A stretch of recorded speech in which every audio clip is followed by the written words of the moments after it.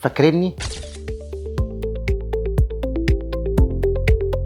اللي كان بيزعق كتير عشان ناكل قليل ونشرب ميه وننام بدري اهو رجع تاني. معاكم الدكتور احمد طه، اخصائي التغذيه، وسعيد جدا بانضمامي لمكان يجمع ما بين العلم والصحه والجمال.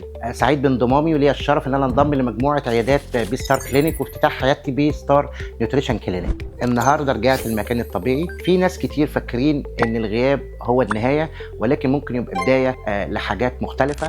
راجع ساعة كل واحد تعب من زيادة الوزن وعايز يمشي على دايت صحي وينزل في الوزن. كل مش محتارة تأكل ابنها ايه، كل رياضي عايز يلعب رياضة ومحتار ياكل ايه اثناء التمرينة. كل واحد بيعاني من نحافة او سوء تغذية، حتى اللي داخلين الكليات العسكرية ومش عارفين يبدأوا منين. مكانك هنا يا بطل.